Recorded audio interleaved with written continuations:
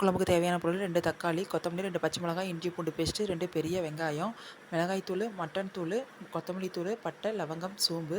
இப்போ நான் 1/2 கிலோ கறியை நல்லா கழுவி எடுத்து வச்சுருக்கேன். இப்போ ஒரு மிக்ஸி ஜாரில் பட்டை, லவங்கம், சோம்பு, 2 டேபிள் ஸ்பூன் பொட்டுக்கடல, 1/2 மூடி தேங்காய், இது எல்லாத்தையும் நைஸாக போட்டு எல்லாம் அரைச்சி எடுத்து வச்சுக்கோங்க. இப்போ ஒரு குக்கரில் தேவையான அளவு எண்ணெய் ஊற்றி பட்டை, லவங்கம், சோம்பு, 2 பச்சை மிளகாய், தேவையான அளவு வெங்காயம் இதெல்லாம் போட்டு நல்லா வணக்கிக்கோங்க. நம்ம வச்சுருக்க இஞ்சி பூண்டையும் போட்டு நல்லா வணக்கி எடுத்துக்கோங்க.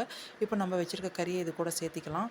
தக்காளி, மஞ்சத்தூள் 1 ஸ்பூனு, உப்பு தேவையான அளவு இதையும் போட்டு நல்லா கிளறி விட்டுக்கோங்க. இது நல்லா கிளறினதுக்கப்புறம் நம்ம வச்சுருக்க மசாலாவை ஆட் பண்ணிக்கலாம். மிளகாய்த்தூள், கொத்தமல்லி தூள், மட்டன் மசாலா இது உங்கள் காரத்துக்கு எப்போ போட்டுக்கோங்க. இது நல்லா கிளறி விட்டுக்கோங்க. இது நல்லா கிளறினதுக்கப்புறம் இது கூட 2 டம்ளர் தண்ணி ஊற்றி ஒரு 3 விசில் விடுங்க. 3 விசில் விட்டதுக்கப்புறம் நம்ம அரைச்சி வச்சுருக்க பேஸ்ட்டையும் இது கூட ஆட் பண்ணி தேவையான அளவு உப்பு போட்டு திரும்ப ஒரு 2 விசில் விடுங்க. இப்போ சூப்பரான மட்டன் குழம்பு ரெடி ஆயிடுச்சு. இது நீங்கள் சூடான சாதம், இட்லி, தோசை எல்லாத்துலேயும் சாப்பிட்லாம். ரொம்ப டேஸ்ட்டாகவும் நல்லாயிருக்கும். நீங்களும் ட்ரை பண்ணி